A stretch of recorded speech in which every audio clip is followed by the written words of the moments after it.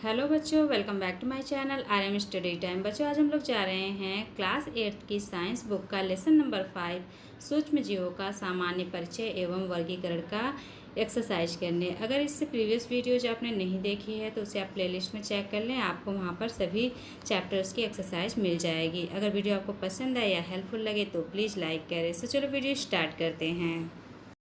यहाँ देखें, question number 1 है, निम्नलिखित प्रश्नों में सही विकल्प छांटकर लिखिए। यहाँ पर कुछ प्रश्न दिए हैं जिसमें ऑप्शन दिया हुआ है, उसमें से आपको सही वाला विकल्प छांट के लिखना है। तो क्वेश्चन नंबर का है, सूक्ष्म जीव पाए जाते हैं। कहाँ पाए जाते हैं? हवा, पानी, मिट्टी या सर्वत्र। तो ये सर्वत्र पाए जाते हैं। सूक्ष्म जीव सर्वत्र पाए जाते हैं, तो आप सर्वत्र पर टिक लगा दें। नेक्स्ट क्वेश्चन है, ख टीबी यानी तपेदिक रोग होता है। तपेदिक रोग किससे होता है? प्रोटोजोआ द्वारा, कवक द्वारा, जीवाणु द्वारा या सर्वत्र। इसमें आपका ऑप्शन नंबर सा है जीवाणु द्वारा। इस पर आप टिक लगा लें। नेक्स्ट क्वेश्चन है, चना मटर की जड़ों की गांठों में पाया जाने वाला जीवाणु है। चना या मटर की जड़ों की गांठों में जो पाया जाता है जीवाणु, वो कौन सा होता है? राइजोबियम। राइजोबियम, ठीक है, इस पे आप टिक लगा लें।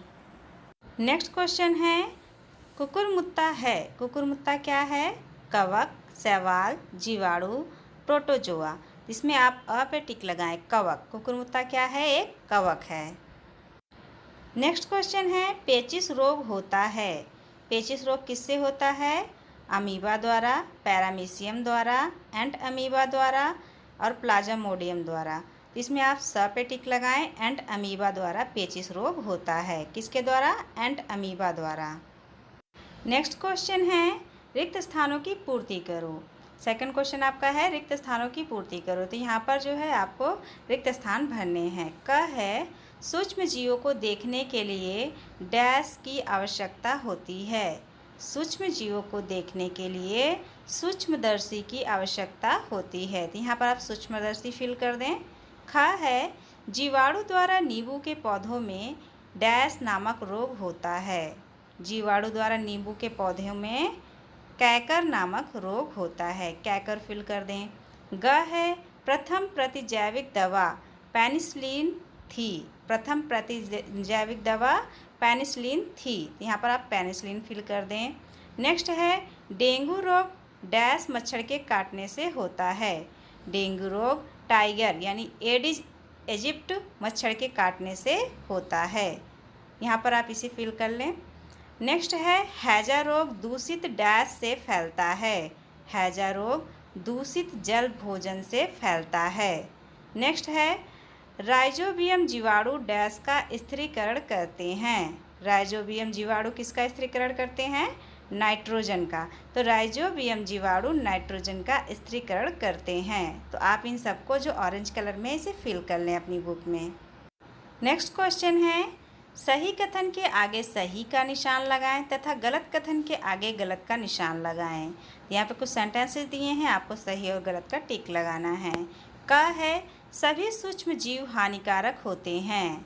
सभी सूक्ष्म जीव हानिकारक होते हैं, ये गलत है। कुछ सूक्ष्म जीव फायदेमंद भी होते हैं। ख है, विषाणु जनित रोगों के उपचार में प्रतिजैविक दवाओं का प्रयोग किया जाता है। विषाणु जनित रोगों के उपचार में प्रतिजैविक दवाओं का प्रयोग किया जाता है, यह सेंटेंस सही है।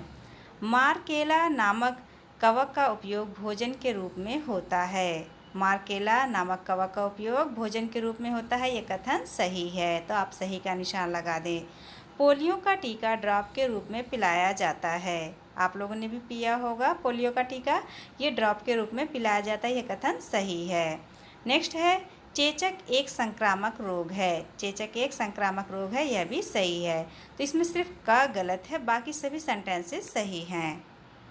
नेक्स्ट क्वेश्चन है, स्तंभ का को स्तंभ खा से सुमेलित कीजिए। तो यहाँ पर का दिया है और खा दिया है, उसमें आपको मिलाना है। तो का है मलेरिया। मलेरिया को आपको मिलाना है प्रोटोजोआ से। मलेरिया को किससे मिलाना है? प्रोटोजोआ। ख है एड्स। एड्स को आपको मिलाना है विषाणु से। ग है टाइफाइड। टाइफाइड को आप मिलाएंगे जीवाणु से। दाद है कवक। ठीक है, ये सब किससे फैलते हैं यहाँ पर साइड में लिखा हुआ है, इन्हीं से आपको मिलाना है। नेक्स्ट क्वेश्चन है सूक्ष्म जीवों का आर्थिक महत्व बताइए। क्वेश्चन है सूक्ष्म जीवों का आर्थिक महत्व बताइए। तो यहाँ पर अब हमें बताना है कि सूक्ष्म जीवों का हमारे आर्थिक जीवन में क्या महत्व है। इसका उत्तर है सूक्ष्म जीवों का आर्थिक महत्व निम्नलिखित है। सबसे पहला है कृषि में इसका क्या महत्व है। नाइट्रोजन स्थिरीकरण जीवाणुओं द्वारा, मृत पौधों या जंतुओं के सड़ने में। ठीक है, तो यहाँ पर जो है सूक्ष्म जीव बहुत अच्छा रोल निभाते हैं, नाइट्रोजनीकरण करते हैं। किसमें? दाल वाले पौधों में नाइट्रोजनकरण स्थिरीकरण का काम जीवाणु करते हैं। और मृत पौधे और जंतुओं के सड़ने में भी सूक्ष्म जीवों का हाथ होता है। इन्हीं से वे छोटे छोटे कणों में बदल कर हमारे लिए एक खाद तैयार करते हैं, जैविक खाद, जिससे पौधों को पोषण मिलता है। नेक्स्ट है डेयरी में भी सूक्ष्म जीवों का उपयोग होता है। दही जमाने में दही जो होता है लैक्टोबैसिलस नामक जीवाणु से ही जमता है, जो कि हमारे लिए फ़ायदेमंद होता है। नेक्स्ट है औद्योगिक महत्व। औद्योगिक महत्व में भी मतलब उद्योगों में भी सूक्ष्म जीवों का बहुत बड़ा हाथ होता है। नंबर 1, सिरके का जो निर्माण होता है वो भी सूक्ष्म जीवों के द्वारा होता है। और चाय के उद्योगों में भी सूक्ष्म जीवों का उपयोग किया जाता है। और नेक्स्ट है विविध जीवाणु कार्बनिक मल पदार्थों जैसे गोबर, मल व पेड़ पौधों की सड़ी गली पत्तियों को खाद या ह्यूमस में बदलना। तो जीवाणुओं के द्वारा ही जो गोबर होते हैं, मल होते हैं और पेड़ पौधों की सड़ी गली पत्तियां होती हैं, इनको खाद में बदल दिया जाता है। इस तरह से जीवाणुओं का हमारे जीवन में, आर्थिक जीवन में भी बहुत महत्व है। कृषि के क्षेत्र में भी, डेयरी के क्षेत्र में भी, औद्योगिक महत्व भी इनका बहुत ज़्यादा है। ठीक है, नेक्स्ट क्वेश्चन है प्रतिजैविक दवाएं किसे कहते हैं, इसका क्या उपयोग है। प्रतिजैविक दवाएं किसे कहते हैं, इनका क्या उपयोग है। उत्तर है सूक्ष्म जीवों द्वारा अनेक प्रतिजैविक दवाइयाँ बनाई जाती हैं। प्रतिजैविक दवाएं वे दवाएं हैं जो रोग फैलाने वाले जीवाणुओं के प्रतिरोध में उपयुक्त होती हैं और शरीर में पहुँचते ही इन रोगाणुओं को नष्ट कर देती हैं। इसका उपयोग है प्रतिजैविक दवाओं का उपयोग सूक्ष्म जीवों द्वारा होने वाले अनेक रोग जैसे टीबी, हैजा, टाइफाइड, न्यूमोनिया आदि के उपचार में किया जाता है। आप लोग भी जानते होंगे कि जो बचपन में हमें टीके लगाए जाते हैं वह प्रतिजैविक दवाएं होती हैं, जो कि हमारे शरीर में कुछ सूक्ष्म जीवों को डाल दिया जाता है, जो कि रोगों से लड़ने में हमारी मदद करते हैं। इन्हें ही प्रतिजैविक दवाएं कहते हैं। नेक्स्ट क्वेश्चन है टीकाकरण किसे कहते हैं। टीकाकरण किसे कहते हैं, इसका उत्तर है किसी बीमारी के विरुद्ध प्रतिरोधात्मक क्षमता विकसित करने के लिए जो दवा खिलाई, पिलाई या किसी अन्य रूप में दी जाती है उसे टीकाकरण कहते हैं। ठीक है, तो यही हमारे शरीर में जो बचपन में टीके सब लगाए जाते हैं एक तरह का प्रतिरोधक क्षमता विकसित कर देता है, जिससे जो है हम बीमारियों से लड़ सकते हैं। इसी को टीकाकरण कहते हैं।